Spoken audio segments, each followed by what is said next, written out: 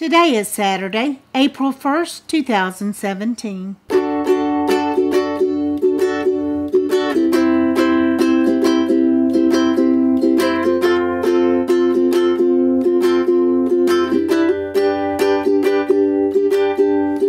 Day man, fighter of the night man, champion of the sun.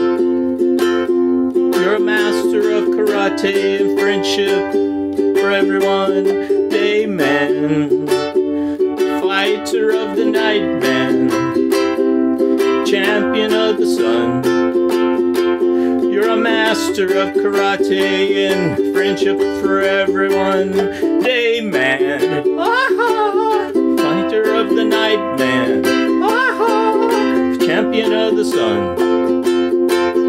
A master of karate and friendship for everyone.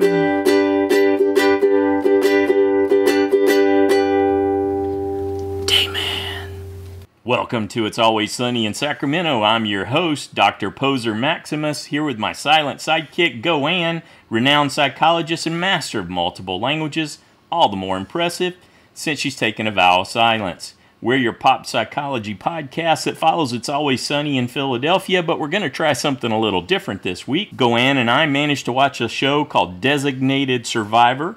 There was a great example, at least we thought there was, of cognitive dissonance there, that ability to hold two contrary thoughts in your head at the same time, and they're opposed to each other. There's a character on the show. I think it's scripted. I'm not sure. They say it's reality, but a lot of these things are scripted. I believe her name's Debbie Downer, and we just thought it was just a wonderful example, so we're going to depart from our normal format. We've enlisted the help of 35 super fans of this show, Designated Survivor, and we thought we'd get their view on it, and then we'll go through, and I'll add some comments, and Goanne will gesture, and I'll share those gestures with you as we go through it, as you know, in the affirmative or whatnot. Oh, hold on, there's a late-breaking update. April Fools! Okay, welcome to the Survivor Fans Podcast. I'm Joanne. And I'm Stacy. And this is the listener feedback show for Game Changers Week 4. That's right. Really? Yeah, and we really do have 35 super fans who want to share their thoughts about Designated Survivor. Week 4. Did you like that? So I was taking a shower. I was getting ready to do this podcast. Yeah, wasn't that awesome? Great. What did you do to have to get up there? I just practiced. You know what they say? Practice, practice, practice. Mm-hmm. Okay, so that's our little April Fool's fun. That came to me in a flash. I was taking a shower and I thought, oh, we could do this. This is what we could do for April Fool's. And I said, no, nope. You could do that. Yep. And so there you have it. That's what you get. You were an fantastic silent sidekick. There you go. Except you were snickering. Where did you come out with going? You were snickering during my I song. tried to stop so that you wouldn't laugh through your shtick. Our intro, yes. It's Always Sunny in Sacramento. But where did you come out with going? That's what my daddy used to call me. I just needed something different. Oh, okay. Since I was Poser Maximus, you had to be someone different. So I chose similar but different going. All right, enough about that. We got a lot to cover with this episode, with Debbie's outburst with the master class in getting rid of someone that Sandra put on. Lots of feedback, lots of thoughts, and of course there's always Awesome Ozzy that's going to work his way in as we go through some of this too. So let's kick it off with Pete and see what he thought. Hey, Joanne and Stacy. This is Pete from Boston calling. And here we go. Woo! Ooh, ooh, ooh. Another doozy-woozy episode and a dumb move by JT. Stacy, you must have been so happy in the beginning when you saw him find the idol. I was thinking of you from what you said last week. Then bam, just like what happened in Heroes and Villains, how he gave up the idol to Russell. Now he doesn't bring the idol with him to Tribal. And he knew it was coming too. He had to have known. I don't know what he was thinking about. And he gets voted out with the idol in his pocket. Alar James and all these other players that have had idols in their pocket. Wow. I did not see that coming. And sneaky Sandra. She's turned into quite the demon there, along with Michaela. How about sneaking that sugar and the blame gets put on Michaela? That was like an odd couple fight there with Micheal and JT.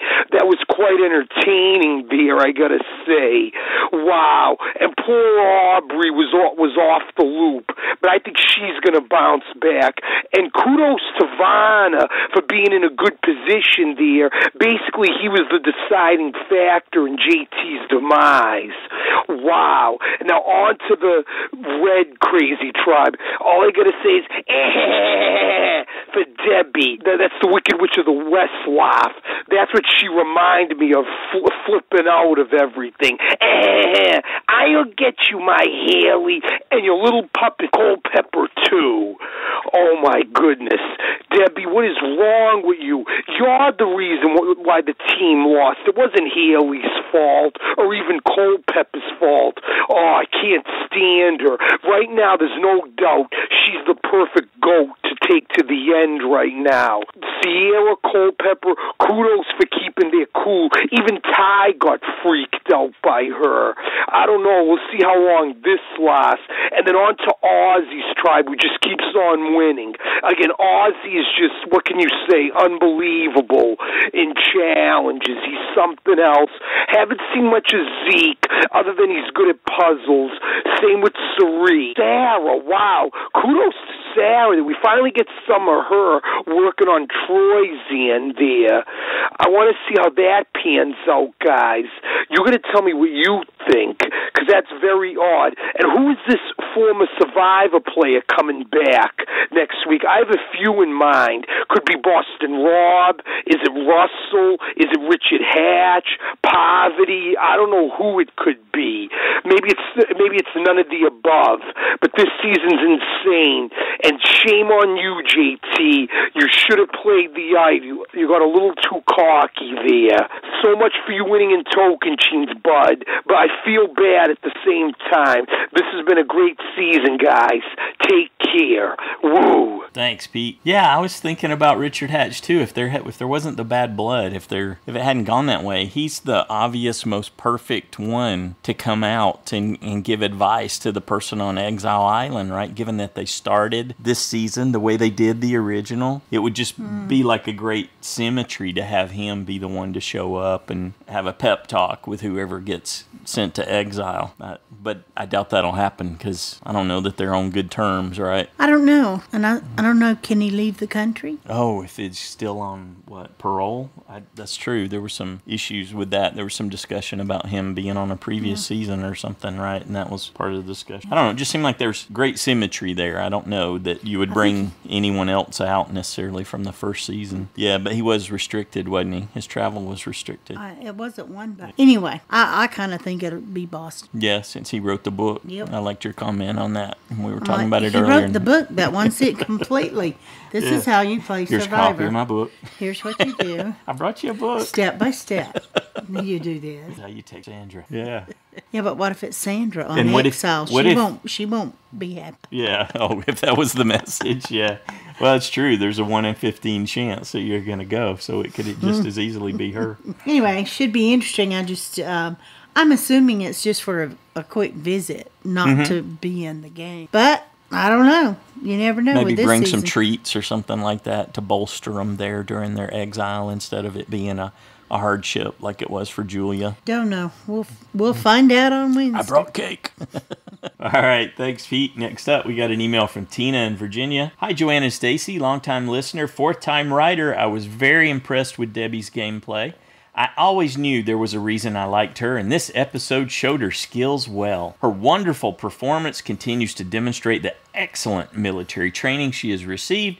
We can all be proud. Here are some points that indicate that she is possibly the best Survivor player ever. She was mature and in control, even after her teammates lost the reward challenge. She was able to compartmentalize her feelings and not blow up at camp. When her teammates apologized to her for what they did wrong, she was a complete adult and accepted their apologies and moved on. And finally, during the immunity challenge, she was able to show superb leadership skills by not letting the past affect the immunity challenge. She is a morale booster and the type of person that everyone wants to be with. She led her team to victory without harping on their past mistakes. She has the ability to keep her composure during stressful times. Her people skills and emotional intelligence combined with her military and gymnastic training makes her a player to be feared. Where did they find her? She's a game changer above reproach. I see now why she has succeeded in so many jobs.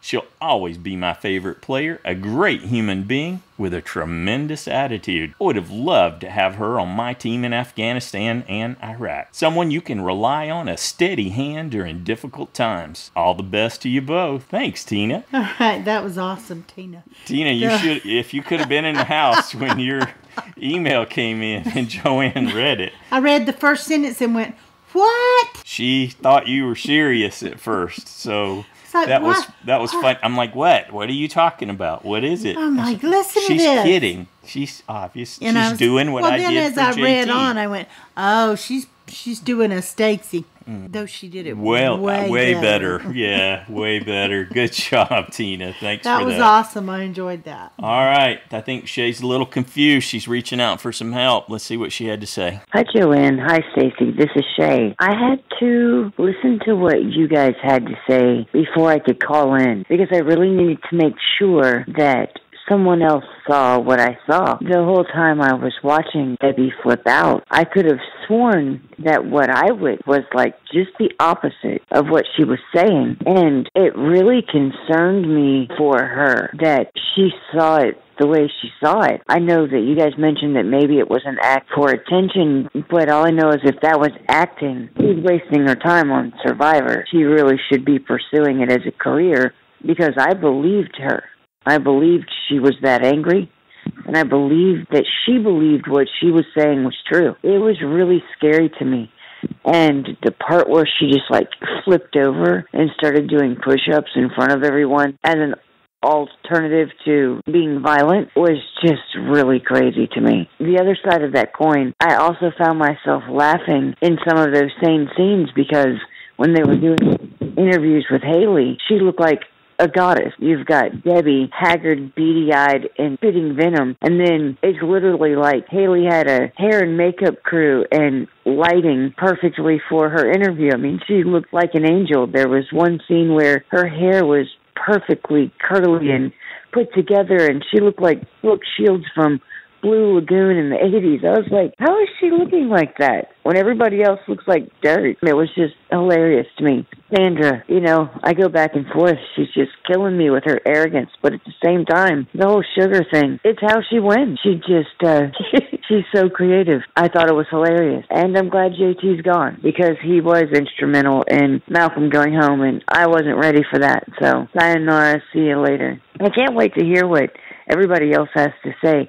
Another thing that I'm kind of not liking about the season is how many idols there are and how easy it seems to be to find them. I wish it were a little harder. I really do. You guys have a good day. I cannot wait to hear how everybody else perceives Debbie's action. True or false, fake or real, funny or scary. But I'll be listening and waiting. You guys have a great day. And sorry about the voice. I'm sick. Oh, thank you, Shay. Thanks for better soon. Making that extra effort. Yeah, we got several folks who managed to get feedback in, but they are not feeling well. There's illness sweeping the country.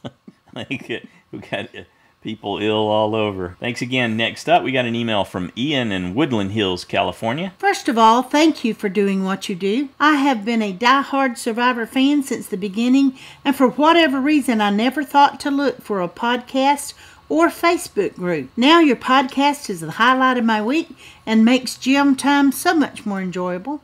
Thank you. Yeah, I'm glad we could help with that. As for this episode, I have to say that I was really impressed with how the Mana tribe dealt with Debbie.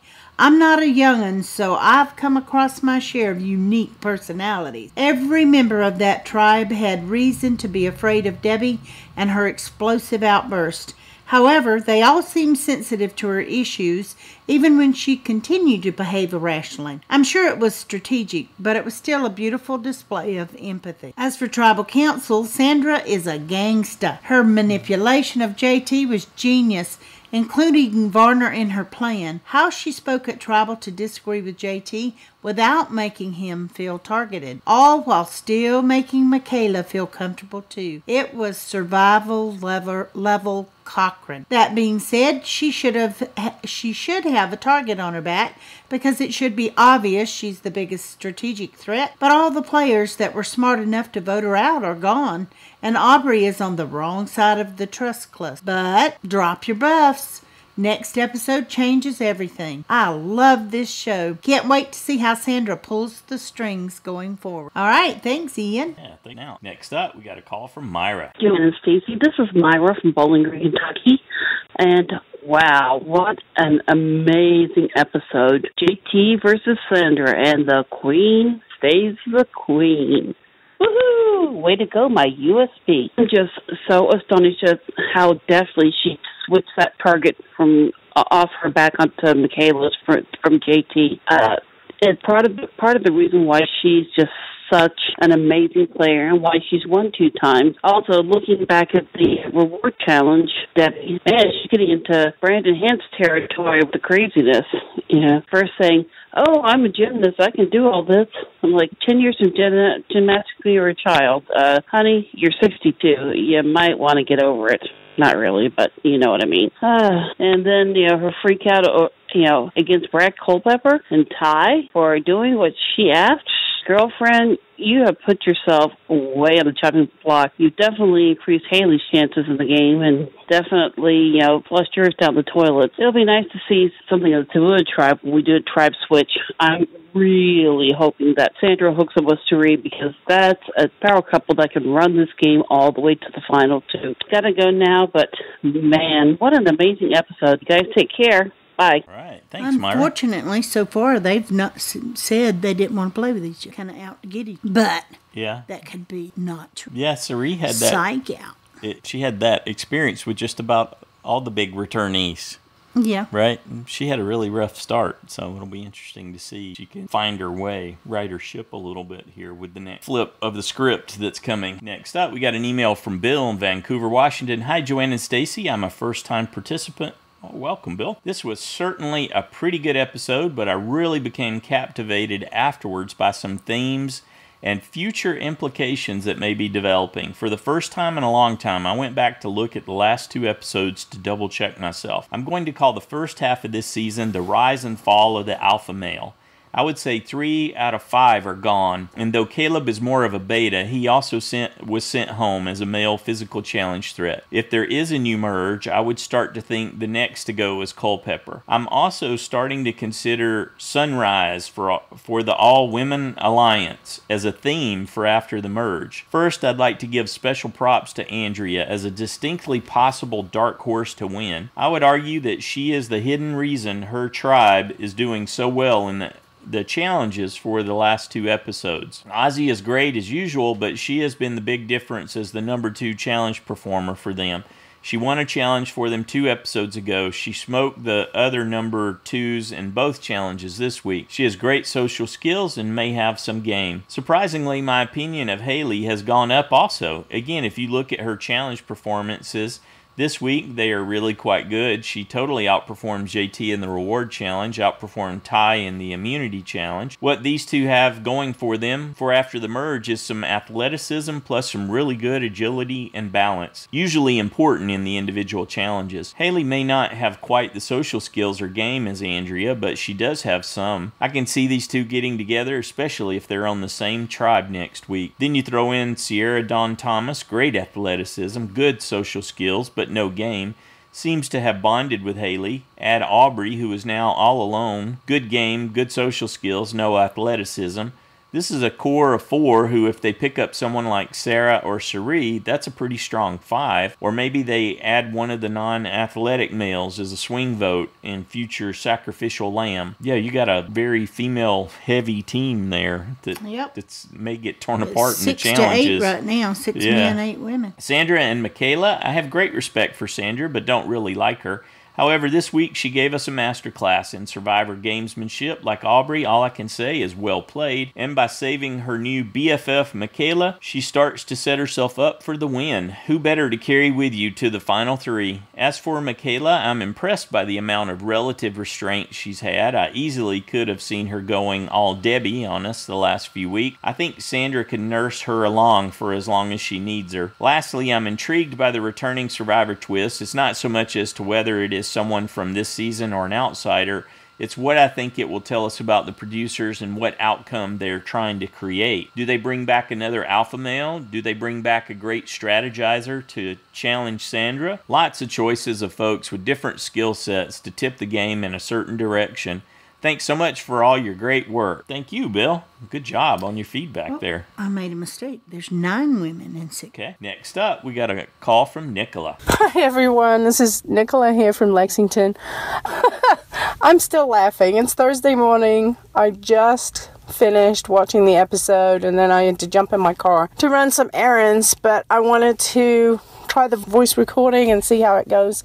Anyway, like I said, I'm still laughing. I cannot believe that we're just watching what we're watching this season. It truly is a great season. Generally not a fan of returning players, but it is definitely better when it's all returning players and not a mixture of newbies and old ones. Fabulous episode. Love the challenges. They were both really good. I can't believe Debbie had such a meltdown. I wonder how she is feeling this morning after watching the episode air and seeing that she most definitely did step up and volunteer to do that balancing. And then when they lost and she wasn't able to pull it off, turned around and blamed it all on Brad. I can say that I would have been rooting for throwing the challenge just to get rid of her if I'd have been on that beach, even though we know it's a cursed move. But back to the highlight of the show.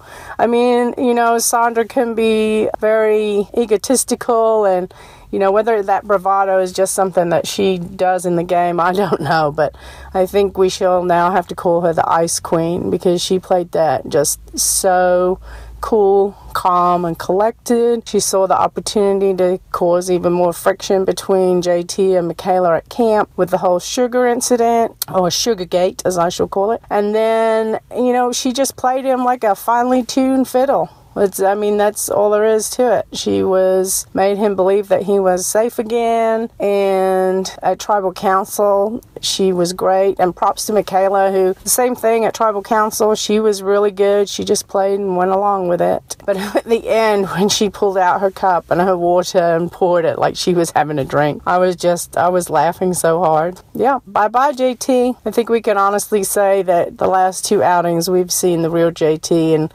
without a good, strong sidekick or somebody helping him and pointing him in the right direction, he really doesn't quite have the mental agility to play this game. On to next week. I can't wait to see what happens. I can't wait to hear what everybody else has to say. Thank you so much for everything you do, Joanne and Stacy. Oh, I just missed my exit.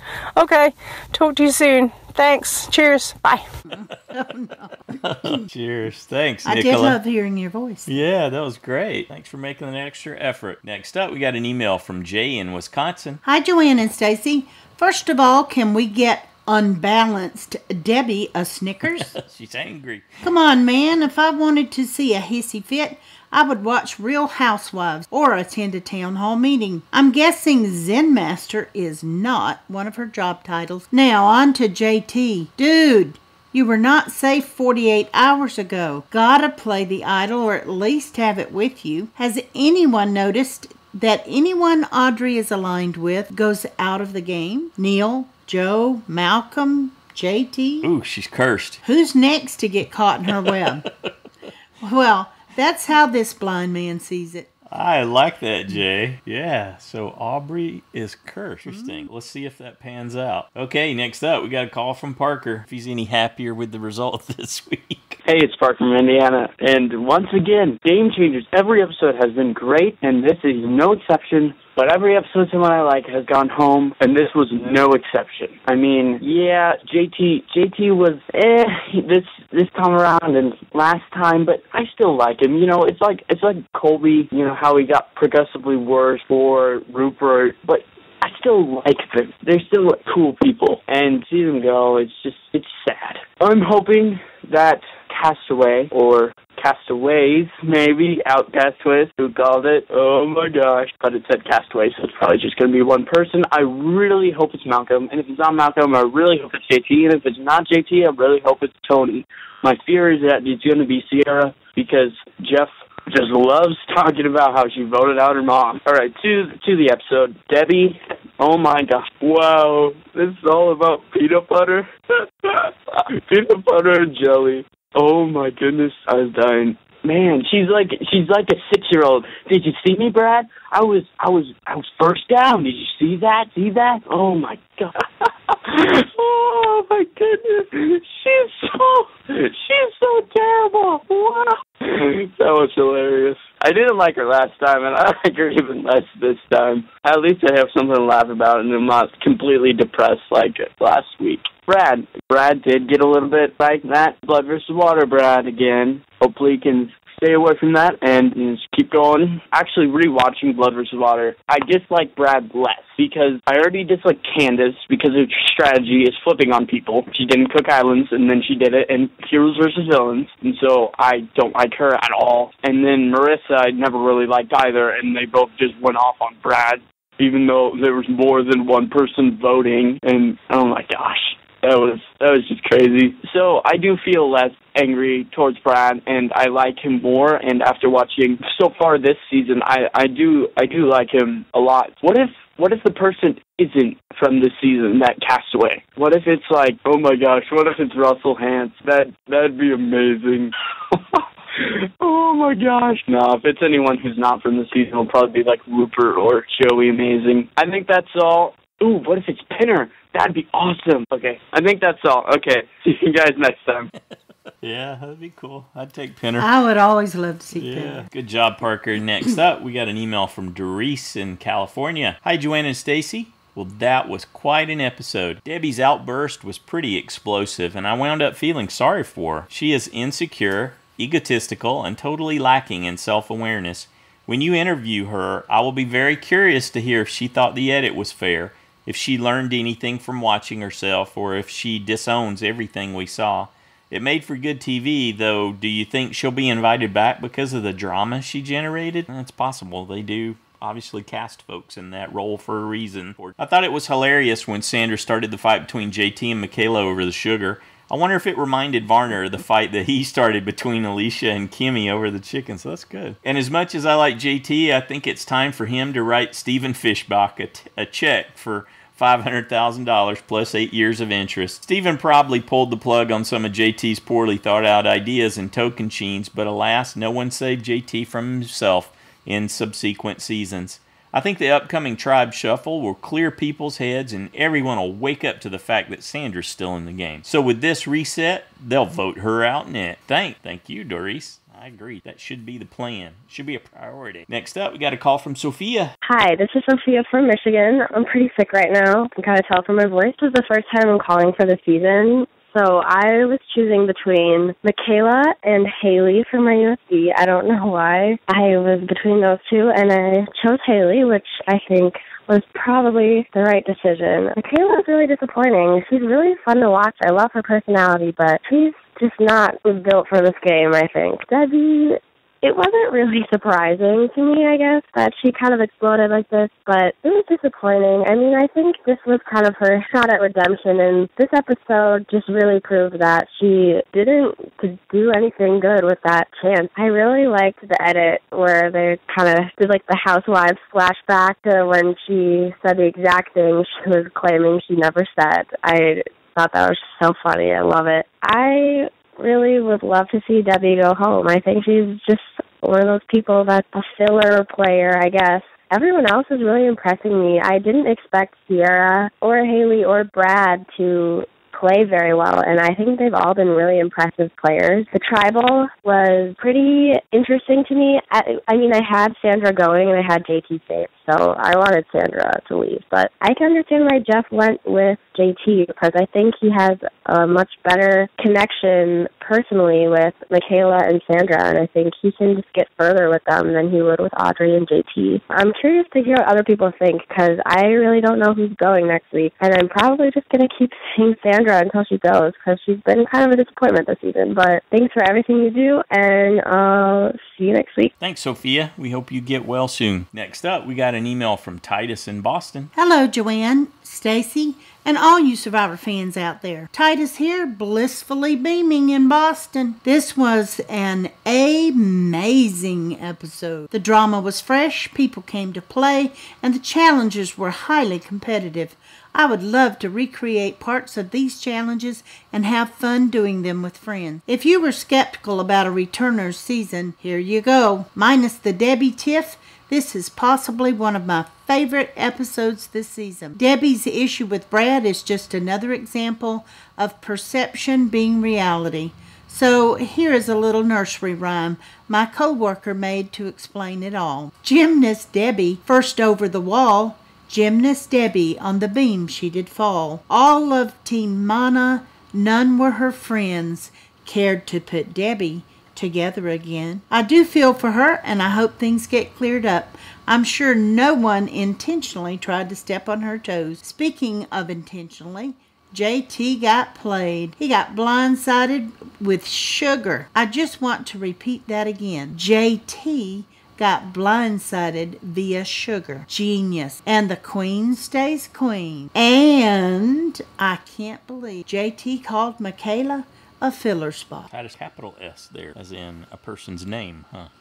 He's alluding to the relationship between Sugar and him, potentially, right? That would be amazing if Sandra had actually, I mean, she would be working on yet another higher level if she Sandra had leveraged was in it. Heroes versus Villains. Yep. And that was right after their breakup. Yeah. And Sugar was not So the history, happy. she could have been aware of that history, although it just seemed like a crime of opportunity on Sandra's part. But Well, Sugar did say on Facebook that was her favorite episode maybe ever. But we saw what you did there with that, Titus. Good job. Okay. As a side note, I agree with Paul and how idols are losing their luster. I would love to see a season without hidden immunity idols, just to throw people off. Maybe a season with advantages only. Can't wait to see how this crazy next time on Survivor turns out. All right. Thanks, Titus. Good job. Up next, we have an audio clip from Becca and Liam and Caroline. Hi, Survivor fans. It's me, Liam.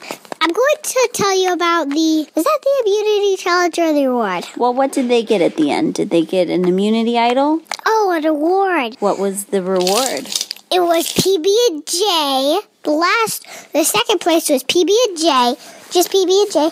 The first place one was PB&J milk and cookies. Ooh, pretty awesome. Do you like peanut butter and jelly? Yep, and I think on the reward challenge, they had to carry a ball. They had to lasso a bag and find some balls, and they would have to carry it on a balance beam. Did it look pretty easy or pretty tough? Pretty tough. Yeah. For Red, it was. For Red, it was especially tough, wasn't it? You want to go watch the next challenge? No thanks.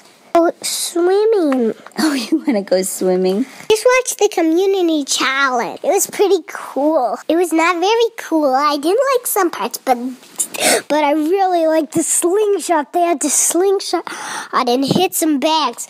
There was 100 sandbags. Crazy. All right. I know. It's so crazy. Hey, it's Becca. Wow, Debbie, this episode. All of the whining and the mood swinging and the throwing temper tantrums and fits and the screaming and the telling, the knowing how to do everything better than everyone else kind of made Survivor less enjoyable for me this week. You see, Survivor is supposed to be not reminding me of my real day-to-day life as a stay-at-home mom with a 3-year-old and a 5-year-old. And Debbie was like watching one of my children in their worst moments on the screen. Maybe it was because she didn't get her peanut butter and jelly sandwich. My kids are always worse.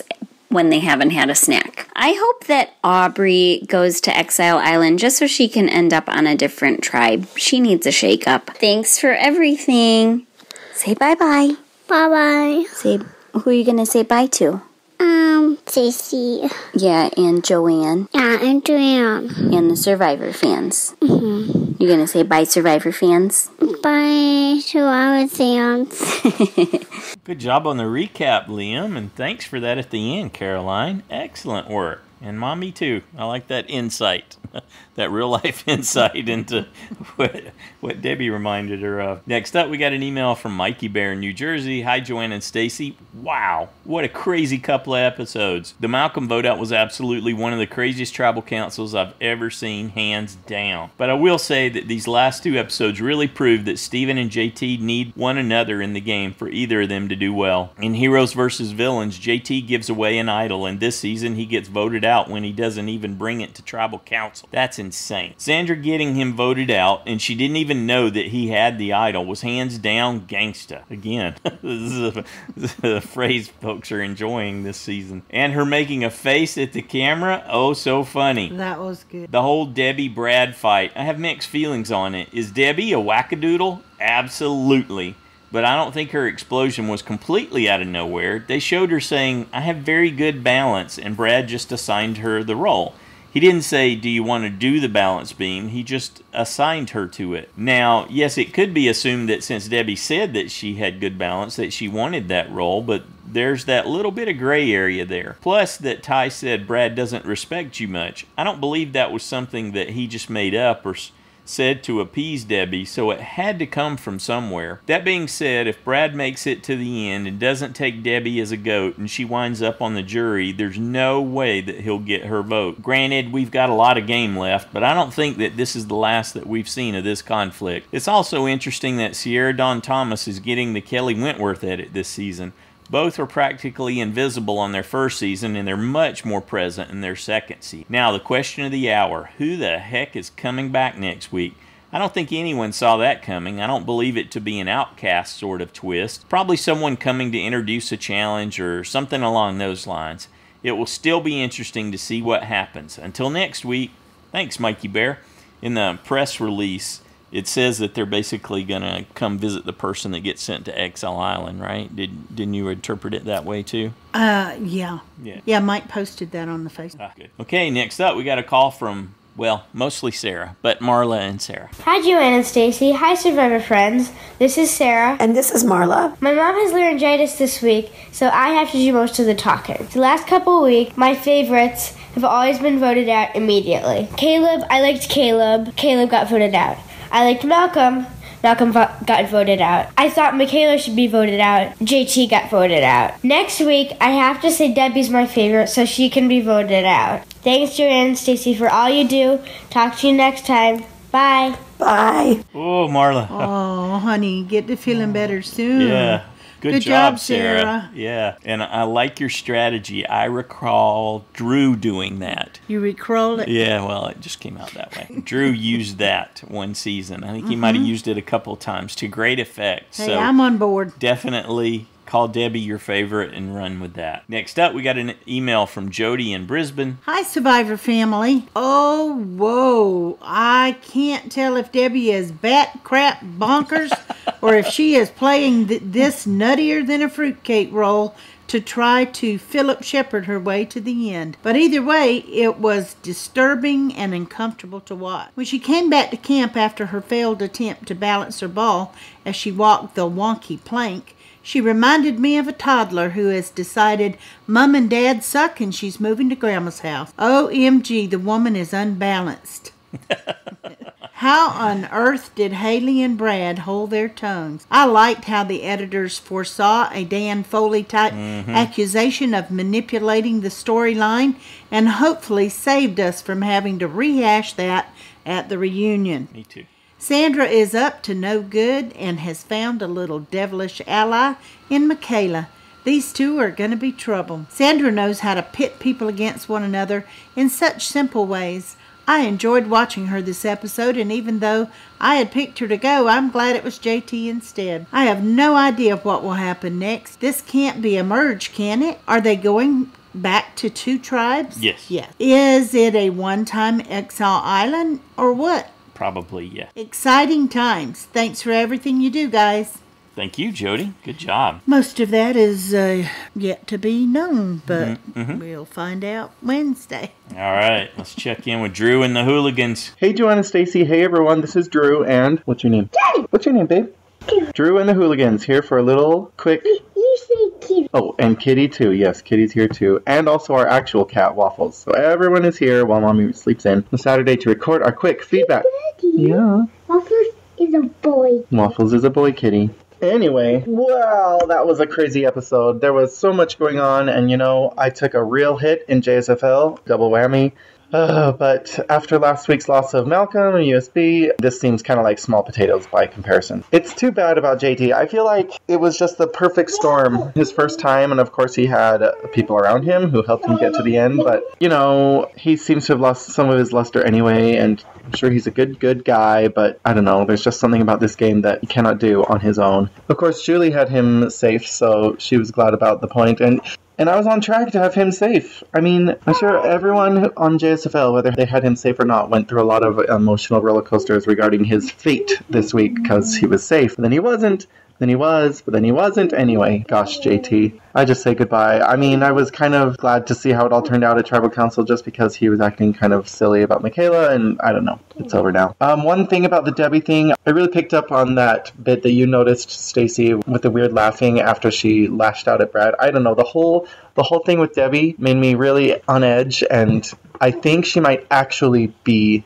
unstable. There's no way we were shown such a complete opposite of what actually happened, which is what she thinks, she thinks the exact opposite of what happened is what really happened, and it's just crazy. And from what I've seen after her last season and your interview with her and everything that there's been online, she doesn't seem like she's putting on a show, if you know what I mean. So I don't know. I don't like it. But she just sticks around. I thought, no, she's not going anywhere. And I thought that they spent a lot more time with the JT Sandra business this week, so I wasn't surprised that they went to Tribal Council. But anyway, I'm just going to finish off here. I think the winner of the week is, I guess, either Sandra for still being there or maybe Brad for managing Debbie. I don't know, maybe they're just used to it, but who knows the best way to handle that. He did fine, even though she was just going after his head, Loser of the week, I'm gonna give that to JT, because he just made a mess of things and couldn't keep it together, and if he left that idle, it's like I don't really mind, it's just I wanted those 2 points, it wouldn't have been Sandra anyway.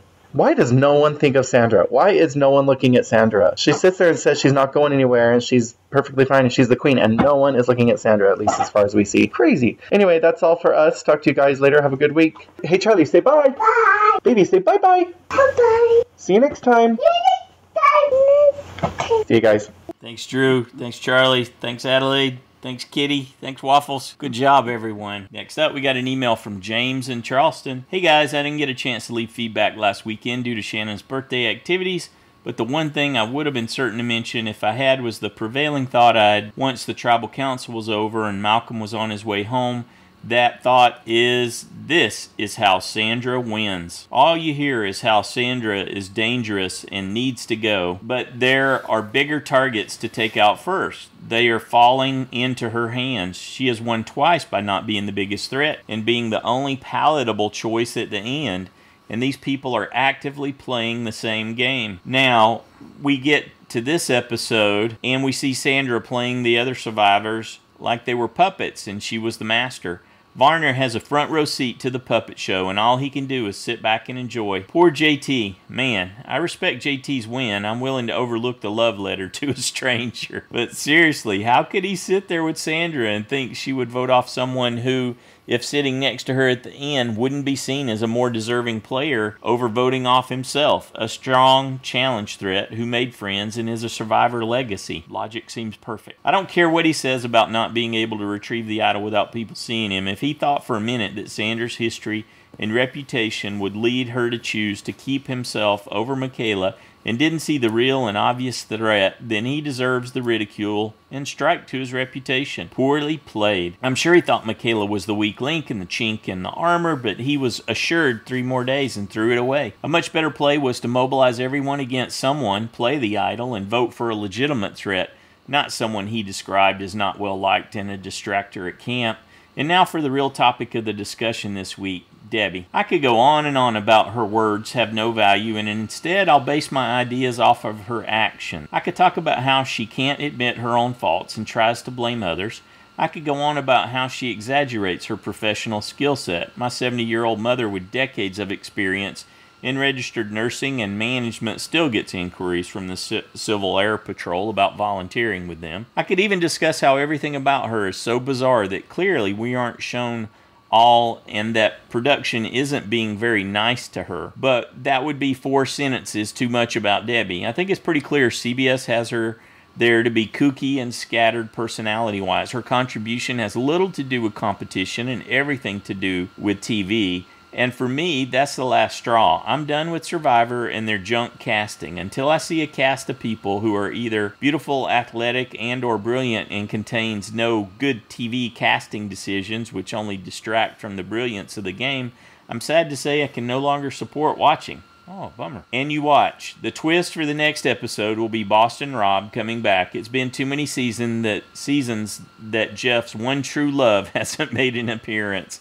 And I'm certain he'll swoop in and get a free pass to the win. I won't watch it, but you can assure I'll be here gloating when it all comes true. Love you guys for all you do. Talk to you soon. Thanks, James. Sorry that it's become that disappointing for you. You can't not watch. You're in the side challenge. Well, there's that. There's no dropping out of the side challenge. Yeah, how are you going to be able to sing from your heart when you and Shannon lose if you haven't kept up with what's going on? There, maybe that'll light a fire. Okay. Next up, we got a call from Kenny. Hey, guys, it's Kenny from Dallas. Well, JT, he is going to have to want to play one more time to even the score. The first time, he won the game. The last 2 times he's played, he's exhibited extremely poor gameplay. It's hard for me to believe that he would have left the idol hidden up on some mountaintop and not taken it to the tribal council. At least if he had taken it to the tribal council, it would have given him the option of playing it if the tribal council was not going well for him. Having said that, it truly appears that he would not have played it anyway, and he would have gone home with an idol, not in his pocket, I guess, but up on the mountain. Why did he not play his idol? Because he was completely schooled by the greatest Survivor player of all time, and still somehow extremely underrated. Her pitting Michaela against JT was vintage Sandra. The difference is this time she is flaunting her move after the tribal council. The most amazing thing in this season, which has been very, very good, that she's still in the game, that no one has had the guts to take her out. Whoever finally takes Sandra out will always be known as the survivor who took her out, which begs the question, who is arriving on the boat with Jeff? The first thing that comes to mind is maybe Boston Rob, an iconic player. Harvey, an iconic player. Maybe even Cochran, who's a lot of fun. But maybe Jeff is bringing back the only person who could take Sandra out, because no one on the island can do it right now. If you believe in matter, antimatter, if you believe in that very strong combustible force, perhaps he is bringing back Francesca so that she and Sandra could spontaneously combust. Then again, maybe Jeff is bringing back the Roy Scheider character from Jaws to take care of that pesky shark problem around the island. I think if they're going to persist in showing the looming menace in the same waters the survivors play in, they should at least play the ominous Jaws music when they show the sharks. Cerise certainly hasn't gotten much screen time. I hope I got to see her a lot more. I like her. My pick initially was Zeke, and I still have him. I find myself somehow rooting for Ozzy. Now, I have to give the show credit where I believe it's due, and I do applaud the producers from the show for not hyping potential medical disasters on the upcoming previews. However, the Debbie situation, although I guess it makes for, quote, great TV, close quotes, is not really very funny. The producers went out of their way to emphasize that Debbie really did insist she could do the balance beam challenge and was not dictated to by Brad. However, it sure makes it appear as if she is delusional, grandiose, and clinically paranoid. Survivor is a family show. I've watched it with my kids in the past. This would not be an episode that would qualify as part of a family show because Debbie's outbursts were truly deranged and scary. The only player I can remember who comes across like this as so mentally worrisome was Brandon Hand. The medical team should go pay her a visit, which I'm sure they probably did, to make sure that she will not completely lose it. Can you imagine if her tribe threw the challenge and then voted her out? She'd probably burn the whole place down. All in all, so far a top-tier season. I would love to see Jeff bring back somebody like Ethan or Yule with him on the boat. You know, last night, Connecticut lost, and they won, I think, $1 million times in a row in women's college basketball is a monumental upset. Maybe that's a harbinger that something will happen to Sandra. Take care, guys. Bye-bye. I like that. Good job, Kenny. Maybe they're going to bring back Tom Westman so he can kill some of those sharks. Yeah, that's it. We'll clear up the shark problem. Next up, we got an email from Joyce in SoCal. I just wanted to note that Joyce sent us a picture of her 2 dogs looking down in the pool that she's referring to in her feedback. My babies are still lost after what happened to Malcolm last week. Bad, JT. Buddy, top of the picture, is glad JT was punished. He thinks he might be at the bottom of the pool. Lily, that's at the bottom of the photograph, just can't figure out why another tribal has passed without anyone bringing up Sandra's name. She's quite distraught, as am I. Does Varner actually think he can go to the end with her and then beat her? What would happen with the final 3 of Sandra, Jeff, and Michaela? I don't like it. I thought a big 3 of Ozzy, Malcolm, and JT would have been fun. A battle of the male challenge titans. Which one could convince you of their strategy, gameplay, and big move? Oh well, I doubt Ozzy will make the merge at this rate, but we'll see. Thanks for all you do. I only send feedback once or twice every few seasons, but I have been listening for many years and enjoy everyone. I can imagine how much time and work it must take. So thanks. Thank you, Joyce. You participating and letting us know that you're still out there. Yeah, Stacy and I actually kind of had a discussion about who would win if Varner and Sandra were at the end. I think Sandra wins hands down, and he thinks Varner wins. I think he has a chance. Sure. Well, he could, because he can be funny, too. He can be funny, he can be a great commentator, and he could tell the story about how he rode her all the way to the end. And I think that would go over really well. And it would, rewarding him in that case would be not quite unlike rewarding her. So, especially given the arrogance that she seems to be demonstrating, what we see, and that makes people like her less, and she's won by being the least of the unlikable at the end, so he could play that role. Now, you could hear some contempt in JT's interview for Varner's strategy, and he's basically saying Varner's just riding Sandra to get to the merge. That's all he really wants, is to get to the merge. So, I don't know. I could see I think certainly he wants more than to just get to the merge. I would think so too. But I could certainly see Sandra winning in that scenario. I don't think Michaela stands a chance. And I think Sandra would set her straight on how she had been behaving and been perceived. But that makes her the perfect goat. Yeah, it does. It makes Michaela a great goat in that regard, which she would be Debbie completely too, but man, I hope they get rid of of Debbie. I don't want to... Yeah, the shuffle is going to really throw things for a loop, I think, if it's a good shuffle. If it's like a real good mix-up, if somehow we get it. Yeah, if for some reason, if it's a complete random draw, then you could end up with 6 guys and 1 woman versus all women. Yeah. So I'm really excited to see how that actually plays out. It does look like it might be like that. It's not clear, but they're all choosing from one platter, right? In the preview That's what clip. It looked like, yeah. Maybe there was some clue for the women to take one or take the other. Anyway, thanks very much, Joyce. Next up, we got a call from Harold. Well, hello, Joanne and Stacy and all the Survivor fans out there. This is Harold from Boynton Beach.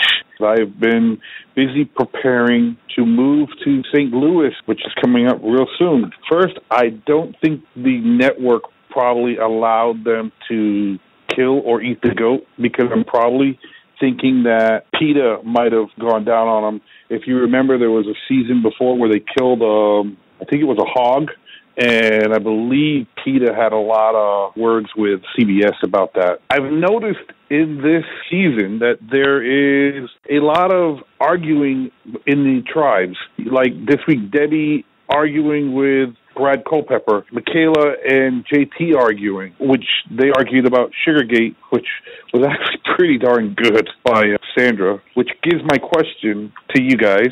How is Sandra still in control? How is she still even in the game? I mean, why have they not put a target on her and took her out? Think about this. She took out 2 winners already before they've gone to the jury. My thoughts of who could be going to Exile Island. The obvious choice would probably be Malcolm, but then I'm sitting back and saying that this is Game Changers, I want Russell Hantz to be the one. That would be, honestly, a really, really good surprise. Or Monica Culpepper, Brad's wife. That would also be a pretty darn awesome way to do. As far as Debbie and her outburst, I don't think that's really good. This brings another question.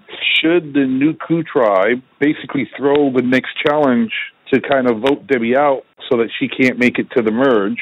Also, another question is, Albury now, because she's been on the wrong side of two votes, the Malcolm and the JT vote, is she in jeopardy? And Michaela, you're my USB 24. You need to calm down, because I know that we're doing Game Changers and that we're trying to make ourselves stand out and stuff, but I don't know if I really like the fact that you poured the water out and you were drinking like it was tea time with Michaela for your YouTube videos. I don't think that's a good idea.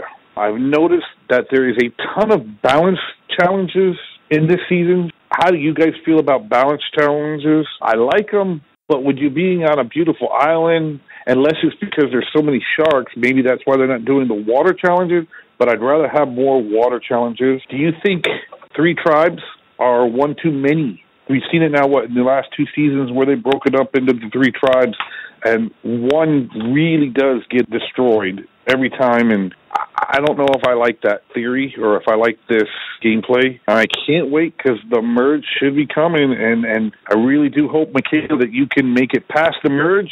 I really think that Ozzy is playing a really great game right now, because he's just awesome. I think Zeke is also playing a really low-key game right now, and he's on that winning tribe with Ozzy. So, hey, thanks for letting me get a couple minutes in. Enjoy the show and enjoy everything you guys do, and I really thank you. And Harold, hope your move goes super smooth. So 3 tribes, you have any thoughts about 3 tribes? I enjoy the 3 tribes when there's 20 people.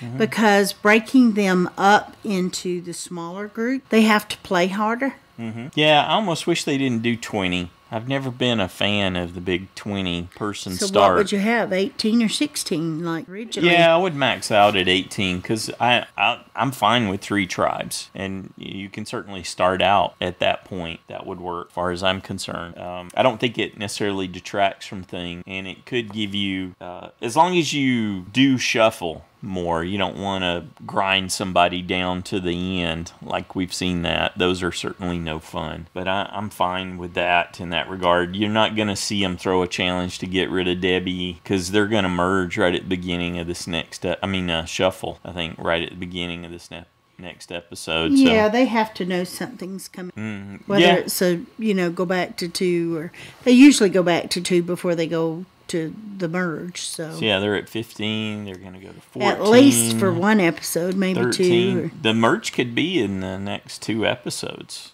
It could be just a couple weeks out. Yeah, so we're not that far. But I think this shuffle's going to be really good too, because some people who have been dependent on each other, I think, are going to get split up. So that's what I'm kind of hoping for. Really throw in some uncertainty in that regard, see how they manage that. And I hope they keep doing crazy things. I hope the merge doesn't fall into the normal mode. I hope they keep surprising them all the way through.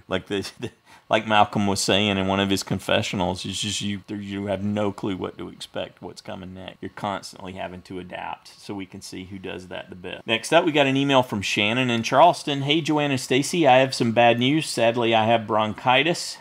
But I'm doing well. On to Survivor. I hope you get better soon. That can be really nasty. Debbie is so crazy. She's lying and out of control. She probably uses one of her many, or should I say many with quotations around it, jobs.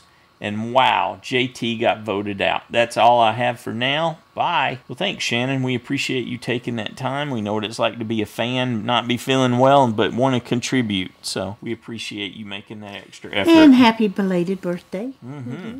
Oh, yeah. Next up, we got a call from Joel. Hey, Joey and Stacy. It's Joel from Tampa. Survivor producers, you keep using this phrase, hidden immunity idol. I don't think it means what you think it means. Seriously, next season, just give every contestant an idol and just call it the immunity idol. Michaela, do you have any final words?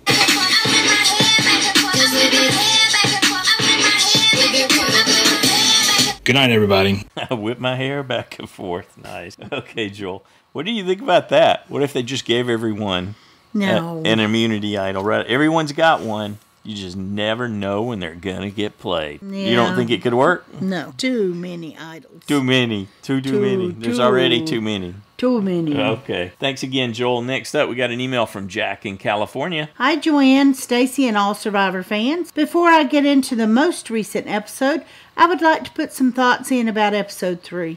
I loved Ty filmed the idol, but he shouldn't have shared it.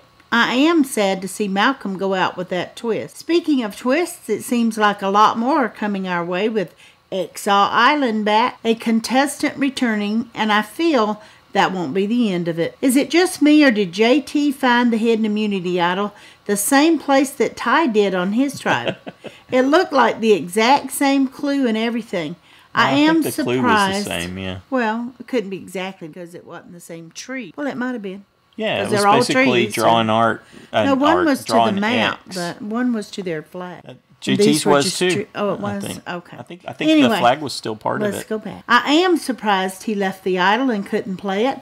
The other tribe mates made it seem like he was safe, so good on them for blindsiding JT. For that reward challenge, Michaela whipped through finding those balls like they didn't stand a chance of being found. Also, when Haley first started the balancing part of the challenge, it seemed like she had really bad placement with the ball, but she made it through fine. That leaves crazy old Debbie. What the heck did she get mad about? She clearly stated that she is good at balancing, and that failed miserably. And then she got angry at her whole tribe, especially Brad, that she was put into that position and made her tribe fail. I know that she didn't take as long as she said. That whole fiasco reminds me of, dare I say it, our new President Trump, saying something that was real at the time, but took it back as soon as it gets her in trouble. Looks like more fun is on its way, and I'm looking forward to it. All right, thanks, Jack. Mm-hmm. Up next, we got an audio clip from Michael. Hey, Joanne and Stacy. My name is Michael, and I love your podcast. You guys are awesome. Just to talk about this past episode of Survivor, JT, I mean, speak of someone who had a really big ego. First of all, he was upset at Michaela for apparently being annoying and eating the sugar and all while he did some crazy stuff at the last tribal council. Also, his ego was so big he didn't even bring his immunity idol, which is really beyond me. So I think it was definitely his time to go. And I know, Stacy, sometimes you don't like Sandra and sometimes you think her ego is pretty big, but you have to give it to her. The fact that she was taking on vengeance and was able to get JT by just her sheer will is really remarkable. It boggles my mind that she has won 2 times and no one really wants to get her out. I mean, she's a threat. You can tell she's building up her resume, her dossier on what to say for that final tribal council. I believe she believes she can win for a 3rd time, and we'll see what happens. Again, I love y'all so much. Keep with the podcast. You guys are amazing. You make my week really, really awesome, and I look forward to you guys' podcast, so thank you so much. Bye. Thanks, Michael. You made our week, too. Next up, we got a call from Samantha. This is Samantha, a.k.a. Survivor Rocks from Texas. Survivor keeps on delivering with each episode this season. Debbie flips out and starts digging her own grave. She doesn't get angry, she says. That looked and sounded angry to me. Debbie volunteered herself for the balance beam and adds another notch in her belt that she's been a gymnast for 10 years. Brad didn't dictate what she was doing. Now, Brad was right on this. This was all Debbie, and you volunteered, and you stunk. The gruel confronting Princess Haley was another nail in her coffin, and talking about it during the challenge didn't help. I'm really surprised they even won. It's peanut butter and jelly time, and JT is a dead man walking. He screwed up last week, not intentionally for Malcolm, but he still screwed up, so bye, Felicia. Sandra played that brilliantly. Should have been a fool to have teamed up with JT, someone that in the long run was gunning for her, and getting the heat onto someone else, brilliant. Genius. Michaela isn't that alleged sugar licker. Sneaky Sandra strikes again, and I'm loving it. Varner made the right decision to vote with Sandra so that he's not next on the chopping block and in Sandra's path of destruction. If you're not with me and you're against me, I'm still swinging with Varner. He's still so much fun. I was rooting for Mana to lose and would have liked to seen Debbie gone instead of JT, and so would my husband. But JT goes home with an idol in his pocket. Now let's just say here, JT, you also got cocky here, and you're still naive, and you're still trusting. You're just still a good old boy, and you can't help yourself. And he chose to trust Sandra. Really. Sorry to see him go, but he had it coming, and bam, that is how it's done. Blindside. And I was also liking Michaela's little thing with her thermos and her cup. What is she doing? Is she going to throw coffee on JT? But she was just sipping her way to victory. And next time on Survivor, I'm wondering who the returning player is and why they're even there. And Survivors, drop your buffs. I like that. Sipping your way to victory. Job. Thanks, Samantha. Next up, we got an email from Aaron in Busan, South Korea. Hello, Joanne and Stacy. Hello, Survivor fans. What an episode. After watching the whole thing, I was so torn between feeling bad for JT's legacy and belief at the absurdity of the events that led to him not even bringing his idol to Tribal. All I could do was laugh. This episode proved once again what Sandra is capable of. She always thinks of the game. Now, my natural worry is I hope Sandra didn't peak too soon. But given the massive target on her back, I really do think that had she laid back and still ended up here, that maybe a jury wouldn't be inclined to give her $1 million. This way, yes, she's being brash, but whether she knows it or not, it's almost like the target is so big it's invisible.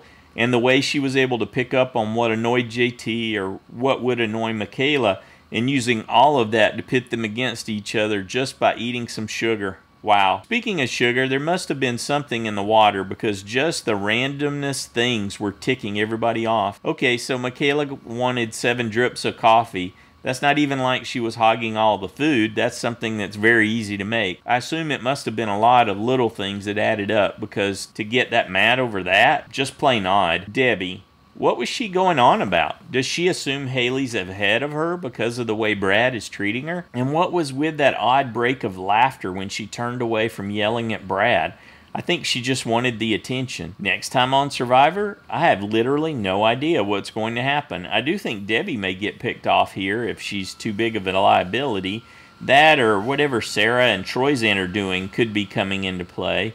I'm very excited for next week's twist with Exile Island and this former Survivor player. Whatever's happening with that, Survivor's going great right now, but I'll always be on the edge of my seat until the episode is over. Can't wait to hear what everyone else has to say and have a great Survivor-filled week. Thanks, Aaron. Next up, we got an email from Brandon in Brooklyn. Ding dong. Who is it? A massive blindside. Wow, I can't believe JT got voted out with an idol. He got what he deserved for telling Brad that Sierra was going to get voted out. The major lesson of the episode is that you always bring your idol to every tribal council. I don't understand why JT felt so confident. He spent the whole episode denying he told Brad that Sierra was the target. I know there are a lot of JT fans, but I think he is extremely overrated, and he was carried strategically by Fishback in Tocantins. I'm really enjoying Sandra a lot this season. I'm enjoying how hard she is playing and her confidence this season. Her ability to read a situation and eat all the sugar to create chaos between Michaela and JT is high-level Survivor playing. I didn't have a problem with her admitting to the rest of the tribe that she ate the sugar. The queen stays queen. With JT gone, I can see Sandra, Michaela, and Varner getting ready for battle when the merge happens. I'm just concerned for Aubrey and what her role is going forward. I like how Sandra reached out to Troy. I like how Sarah reached out to Troyzan and started a new alliance. It's better to have people on your side than against you in case you have a tribe swap. I don't understand why no one else on the Green tribe reached out to Troyzan, since that tribe kept winning immunities. On the Red tribe, I'm getting annoyed with Debbie.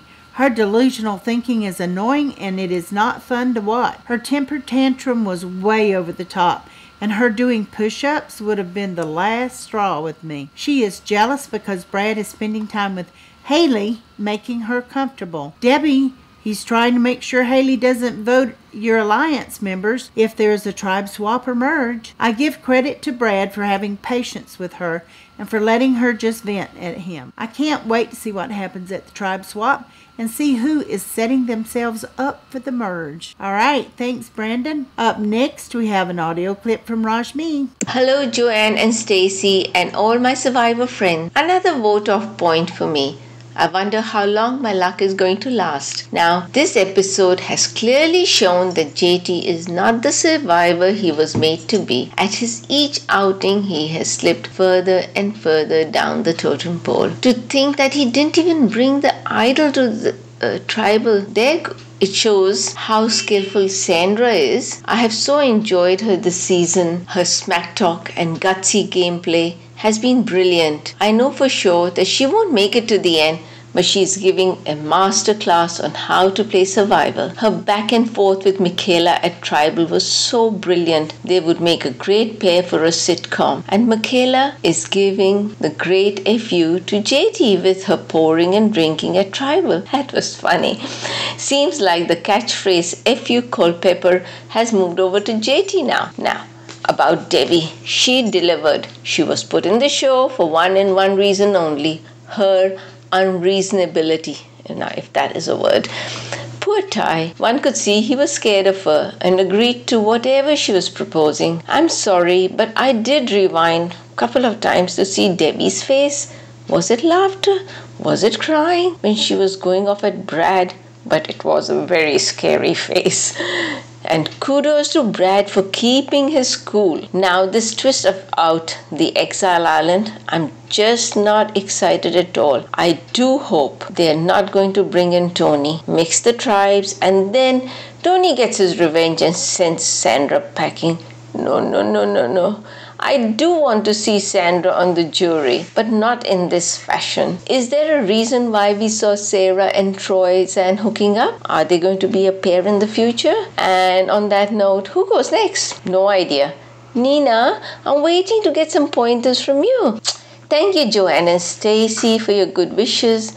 And Jody, Jill and Andrew, take care with all that flooding in your part of the country. Now, I live in Perth in the state of Western Australia, also called the wait a while state, because in the West we have to wait for everything. We are 3 hours behind the East Coast. Okay then, bye and cheers. Thanks, Rashmi. The wait a while state. I like that. Next up, we got an email from Alar. After initially being confused by Debbie this week, I am leaning towards the conclusion that this was a calculated move on her part. Victims of bullies on reality television shows tend to gather public support and sympathy from other castmates. She must know her allegations are false since she first rallied to do the challenge, then accused Brad of acting unilaterally and forcing her to do the balance exercise, and then campaigning in the next challenge to do a similar balance exercise. Her completely fabricated claims are therefore an attempt to foster dissension and make herself the biggest calculated goat to bring to the final. This was the same strategy employed by Philip in Redemption Island when he randomly accused them of racism and generally acted out. Thanks, Alar. Good point. Well, the thing with Philip was that he didn't follow through. He didn't use that as part of his summary. So it seemed like he might have been doing that. And I remember us talking about that at length, that maybe he's doing this all strategically. But when he didn't leverage it at the end, which could have been a masterstroke, right? Then, I don't know. It just didn't seem like it was the right conclusion. We'll see. Possibly, I guess. That's certainly a different way to look at this. I have to think about that some more. Next up, we got a call from Jacqueline. What is up, Joanne and Stacy? Hey, Survivor fans. This is Jacqueline from Orange County, California. Man, I've been so busy, but here's my first feedback of the season. Okay, so first and foremost, I do not like returning players. I mean, We've seen them play. I want to see new players play. I want to see less predictability. And that is why I think they're doing so many weird random things like hiding immunity idols in weird places, you know, that pre-merge tribal council, Exile Island coming out of nowhere. Like, it seems like they're trying to do unpredictable things for predictable players to try to spice things up. Real quick, I'm just going to talk about last week's tribal council. I did not like it at all. I really feel like they only put one idol in Ty's camp just to like make things more crazier at tribal council, because even Malcolm was saying that they tried, the whole tribe together tried looking for an idol and they couldn't find one. Am I going down conspiracy lane? I don't know, but maybe I'm just more sad that Malcolm's gone. That's probably it, right, guys? All right, but after all that being said, Survivor pulled me back in last night because, oh my God, it was so good. Hashtag blindside, hashtag bye Felicia, hashtag canteen tea. Like Michaela and Sandra, can they just have their own reality TV show? Like, for real, that was hilarious, and it was just like, so good, and JT just back there just like not knowing anything that's about to happen. He got his due diligence. What comes around goes around, and that is karma, to go home with an immunity idol in your pocket. Well, it wasn't literally in his pocket, but you know what I'm saying. It was just so good. But also, I'm like loving the music in this season. It is so good. Like, where do I buy that? It's amazing. Looking forward. I'm excited for this little exile run. Maybe they'll do it to the end of the game. I don't think so, but that might mean more Aussiness, which we all love, right, guys? More Aussiness, yes. As for who's going home next, oh God, please make it be Debbie. That whole meltdown that she had as like someone who is a grown woman who is behaving that way around, you know, people she barely knows. Like, you're a mom. Like, you cannot be crazy pants around the island like that. That is, I'm with Ty. That is very scary. Culpepper, you better be sleeping with one eye open. All right, Joanne and Stacy, Survivor fans, I cannot wait to hear what you guys have to say. And the best part about Survivor is not only Survivor, but this podcast. All right, bye. Thank you. Jacqueline sounds like she's a party all the time. I like Crazy Pants. That was a good one. I know some of the music is coming from Vanacore Music, and they have a YouTube channel, and they released a couple more tracks. I really enjoyed them this past week. So I'll make sure to include a link to their channel for you so you can find it. I keep waiting for them to release the one with those war horns in it, the battle horns. I really like that when they're going to tribal earlier there. Next up, we got an email from Jean in Arkansas. Hi, Joanne and Stacy and Survivor super fans. Spring is finally here in northwest Arkansas. The redbuds and dogwood are blooming, and I saw my first live armadillo of the season crossing the road on my way home from work the other night. The turtles will make an appearance soon, making their slow and steady crawl across to every road, adding to the excitement of driving in a town where half the population is over 75 and can't drive without crossing the yellow line. Wow. I remembered at the very last minute to get my picks in this week and happily settled in to watch the show, only to have my hopes dashed when JT found that idol. Drat. I still hadn't recovered from losing my USB last week. Malcolm, no. And now we'll probably lose what should be a guaranteed vote out point with 55 minutes to go in the episode. We know that feeling. Yeah. Count on Debbie to save the episode with her insanely epic tantrum. My husband, who had deigned to sit and watch with me, didn't know what to make of her. Not being a regular Survivor viewer, Bill was not at all prepared, nor did he fully appreciate the spectacular pageant that is Debbie. Mumbling under his breath, he escaped to his office and the safety of Plants vs. Zombies. The heartbreak of Malcolm's loss was alleviated a tiny bit by JT's ouster this week, but I have to admit the Survivor is just not the same without him. Thank you, Jeremiah, for illustrating so perfectly how Malcolm fans felt. So close, I want to give a shout out to my fellow... To close. What? to close. Yeah. Okay, never mind. Start over. To close, I want to give a shout out to my fellow Arkansan, Shea. Thanks for your message a few weeks ago about how great it is to live in Northwest Arkansas. We completely agree, and the roadside critters just to add to the specialness of living in the beautiful hills of the Ozarks. Looking forward to hearing from the rest of the fans. Have a good week, everybody. Thanks, Joanne and Stacy. Thanks, Jean. We took, Shay had called in a voicemail with a message for Jean, so we sent her that voicemail. That's what she's referring to. And actually, Shay left us a really nice voicemail this week that I appreciate it. So it was just a general compliment that we both enjoyed hearing. Sorry, I forgot to mention that when we went Shay's feedback. Okay, next up, we got audio from Jen. Hi, everyone. This is Jen in California. Well, we're on spring break this week, so that means we got to watch Survivor, not necessarily live, but on the actual night that it aired instead of Friday night. And I can't believe I missed giving feedback last week on a week that was just the craziest that we've seen in a long time. But life happens and craziness happens, and I really enjoyed hearing all of the wonderful feedback from last week.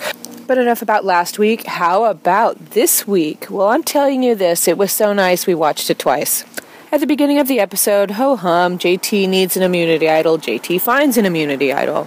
I really didn't think it was going to be of any consequence anytime soon, but we'll get to that in a minute. Debbie. I was struggling to just figure out what was behind the rant that she was giving last night to Brad, and it had Haley involved in it and how Haley's the favorite, and Haley actually was the one that lost the challenge for them, yet everybody's mad at her. I really just couldn't follow it. I mean, I think bottom line it comes down to fear and insecurity. She left herself vulnerable by making a big mistake at the challenge, and this just seemed to me to be her best attempt at saving herself, however irrational it sounded. When she said or yelled, "You crossed my heart," I think that's what she said, it looked to me like she was laughing, not crying, and I just was so confused. As I sit here talking and realizing I'm talking in circles, I'm just trying to come up with the perfect words that are actually going to unravel the mystery of Debbie, but I don't think that's going to happen in 3 minutes. So let's turn from a player that is decidedly out of control to a player who is very much in control. Sandra and the sugar incident was amazing. Now, my husband is not a big Survivor fan, and he does not get, well, until tonight, he did not get Sandra. While I'm watching Survivor, he likes to kind of casually walk through the room and just needle me about something, anything, and this year it has been Sandra. But I have stayed steadfast, and I've just told him he doesn't understand, and a real fan really needs to have watched her seasons to know how good she is and how amazing it is that she has actually made it to the end twice and won. Well, tonight he sat down and watched, and he was not disappointed. Sandra is not the flashiest, Sandra is not the most athletic, but Sandra is the coolest under pressure. When you think about it, Sandra should have been gone that night, or at least have gotten some votes if JT had had his wits about him. He wants her gone so badly. But Sandra created a situation that JT just could not ignore and turned the target off of herself, and with calculated precision, she took out JT. Amazing. My son Andrew and I were holding on to each other as the votes were read, and we screamed when it was JT that was eliminated. And let me just say that tonight, everyone in our house is impressed with Sandra. And making it doubly amazing is Sandra does not even realize that JT left this game with an immunity idol, not in his pocket, but back at camp. That's how safe he felt. Anyway, that's it for me. Amazing season. I'm loving every minute, and I can't wait to hear what everyone else has to say about this great episode. Till next week, bye. Back. Thanks, Jen. Next up, we got an email from Josh, the plush moose from Massachusetts. Dear Joanne and Stacy, we're having our own seasonal twist in Massachusetts today, an April 1st snowstorm. Before I go out to shovel, here are this week's observations. JT found a clue, then an idol. I hear he picked a secure hiding place for it, too. I'm sorry, but Sarah is not a smooth criminal. Brad obviously doesn't watch the Olympics. It's rhythmic gymnastics who balance objects while moving around. Debbie walked the balance beam fine. It was the prop that was her downfall. Debbie's comparison of her performance to Haley smacked of alternative fact. Maybe Debbie's next profession should be press secretary or a politician. Some of JT's exit interviews backed up Debbie's claims about Brad's treatment of her in earlier challenges. I guess the editors wanted to paint a different picture of events. Given how bent out of shape he gets with custom orders, JT has no future as a barista. Sandra definitely brewed some sweet revenge on JT. Fish, hats, sugar. Sandra has a history of theft and shifting the blame to others. True. They seem to be running a special on idol clues this week. I predict that the next one will be hidden under a flashing blue light with PA announcements to help you find it. Soak a board and a symbol appears. Did Probst get a junior chemistry set for Christmas? The editors went out of their way to paint Debbie as being completely unbalanced about balancing. Debbie's lucky that Sierra and Brad are so good with a slingshot, or she may have been catapulted at Tribal. Michaela is gold for the cameras, but arguing with JT, throwing sand and balls in the challenge, and slurping fake coffee at Tribal didn't do her social game any favors. Sandra and her allies did a masterful job of lulling JT to sleep. Maybe he needed 7 drops of coffee and a scoop of sugar. Note to future players, talking fake strategy with your target all the way to tribal council is a great way to keep them from finding or retrieving an idol. Next time, drop your buffs and the odd one out gets exiled. Is the returning player someone from a prior season who's just visiting? Is someone already at Exile Island and the winner of a showdown goes back into the game? Tune in next time to find out. Anyway, that's all I have for now. Thanks, Joanna Stacy, for all you do. Can't wait to hear what the other fans have to say. Thank you, Josh. That would be interesting. Certainly, they've had to duel to come back before, so that was one that we hadn't considered, huh? Well, not with somebody that wasn't on the season. But it could be someone who was. We just assumed that it wasn't. So I guess Josh I hadn't assumed that. Josh has another angle there. Yeah. Good deal. Thanks, Josh. Entertaining as always. Next up, we got audio with Paul. Hey, Paul in Louisiana here. And the big question on my mind this week was, why did everyone leave JT alone to look for an idol? I guess they figured they didn't want to be left stranded on a raft in the middle of nowhere again. But in the end, it didn't matter because Sandra, like her or not, played JT like a fiddle. She hit all the right notes and even threw a little loyalty Michaela's way, which stopped JT from panicking in case he saw things were going too much in his favor. And he bought it, hook, line, and sinker. JT is a perfect example of why players with great seasons shouldn't return. All he's done is tarnish his reputation. Looking back on he and Steven's past performances, it makes me wonder how they ever got as far as they did in their first go-around. Now Brad, however, appears to be doing much better this time around. Of course, he had nowhere to go but up. It won't be long before he runs out of players to take votes for him, so I have no doubt that he'll be on the chopping block before the final 3 get revealed. And at the risk of sounding like a broken record, I'll say it again. We have too many idols in this game. Next week, I'm sure we'll find 2 more, as Ty pinpoints his, and Aubrey, now in dire need of an idol, finds one for herself as well. Unless, of course, the game change happens quickly in the episode. I hope Ty gets moved and his clue becomes worthless, because that would balance out the amount of idols in the game. So the big topic this week will undoubtedly be Debbie. So here's my 2 cents. I knew as soon as she was screwing up at the challenge that it was her own actions that would set her off. Yep, after a pitiful balance beam performance, Debbie upped the ante by showing us just how completely unbalanced she truly is. Deflecting the blame is apparently her thing, but you wait and see if Brad and Haley don't go down before she does. Crazy is very difficult to deal with, and most people don't want to upset the crazy person any more than they already are. And as a result, normal people end up doing crazy things. I actually felt sorry for Brad, who probably thought he was arguing with Monica and just unceremoniously apologized while not understanding why he was even doing it. He was smart enough not to fan the flames any further, but he needs to put them out before they burn his, shorts. And you know what? Changing the subject here. I think that Sandra is smart to reveal that she was the sugar thief. She did it while everyone was in the midst of an adrenaline rush, which made everyone think that it was funny and clever. Even Michaela. By coming clean, Sandra prevented Varner from possibly using it against her later on. But didn't that show us just how close and trusting Sandra is of Jeff? You don't do something like that in front of someone you don't have complete trust in. When Sandra falls off her throne, it might very well be Jeff's doing.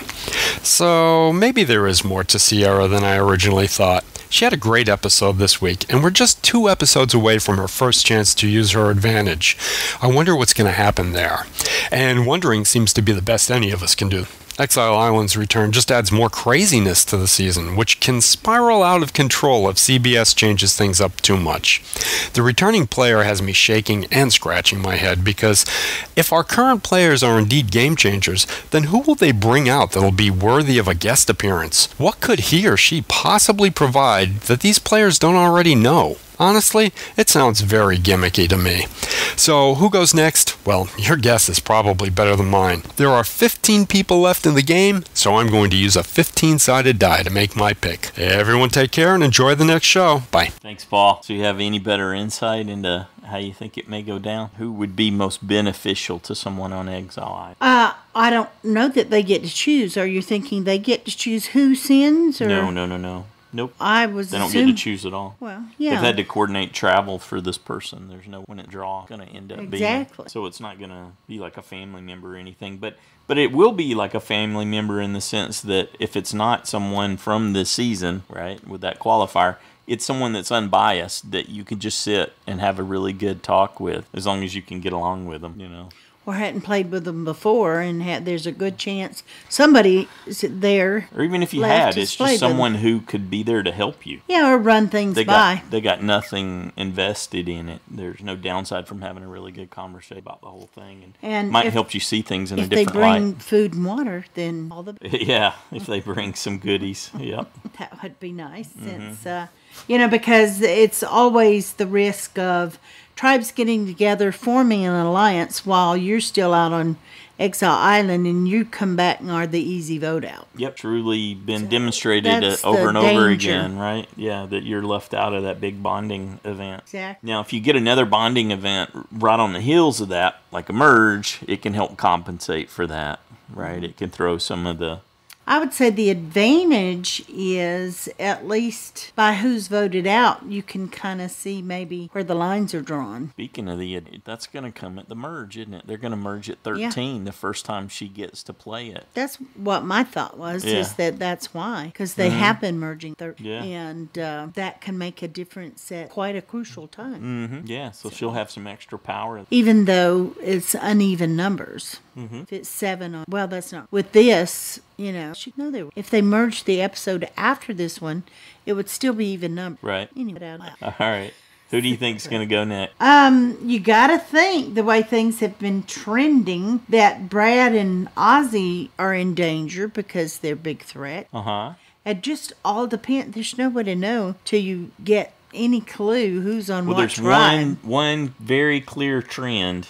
There's someone associated with everyone who's gone, who's come into contact with everyone that's gone. So I got to think Sandra. You'd want to get rid of that person. Who does Sandra want gone? If you're on that tribe. Yeah, it's like, can she keep her magic working? And by saying there's a bigger target? Or is there is 5 voted out enough of a wake-up call to say, hey, you don't want to be on a tribe with her, let's get rid of her? I don't think they'll see it. If Ty ends up on a tribe with her and this is all going down, is he going to end up finding the idol? Could he give it to her to play and she saves herself? That could happen. Or another thing that could happen is that Ty could end up gifting that clue to someone on another tribe, like maybe during a challenge when they're together or something like that. If he ends up in a situation where he can't, he doesn't have access to it, he could either hold on to it and hope that they end up back there for the merge. For the merge, yeah. That's what I would do. Yeah, but Ty's all about taking care of other people. So if he doesn't have it, he may give it to someone else. Not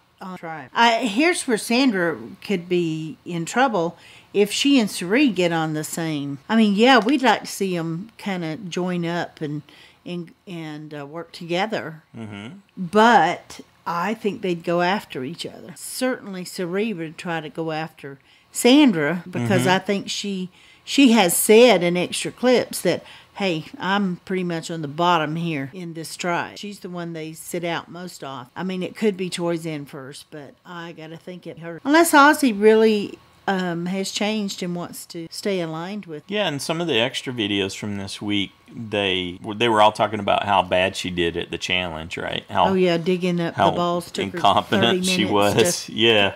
She was digging in the wrong place. It's right underneath the flag, sorry. Yeah.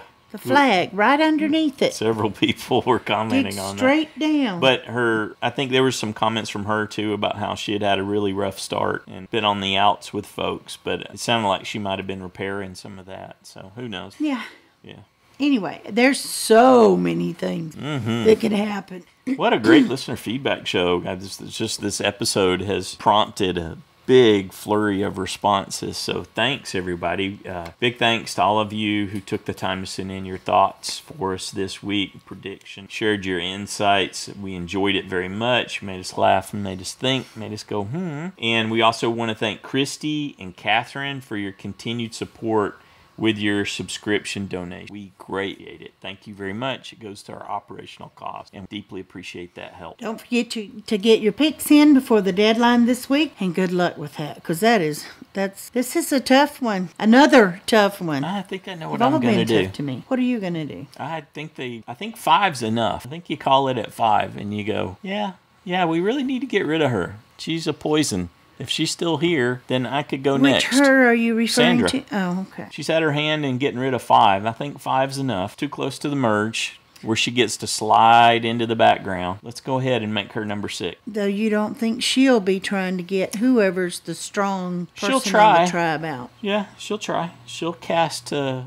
shadow on someone, I'm sure. What if you've got a whole tribe of women that Sandra's on? That sounds like chaos. But maybe they could bring it together to do that. To get rid of her. Like I said, if it's a true random drawing, and you get all 6 guys on one side with one woman. Right. And then you get all women on the other tribe. If Sandra's in that, is she still the target, or? Either way, she's the target. I think you make just such a super easy case. There's one person who's had her hand in 5 of these exits. I don't want to be the next one. I don't want you, or you to be the next one. Let's get rid of this problem before the merge. Every time you showed, you played a commercial, I kept trying to grab the controller and run it ahead like it was the episode. I was like, more. You just wanted Jeff to keep going, it's like, right? Oh, shoot. Yeah. I've had a lot more trouble waiting for another week. It's like, I want it now. Yeah, I want it now. I want to know. You were saying we would totally binge this whole season. Yeah. In a day or two. This would be a season if it were available. No. Yeah. We'd be sitting there going, one more, one more. Anything else you want to add? We need to get out of here. Nope. Okay. Have a great weekend, everybody.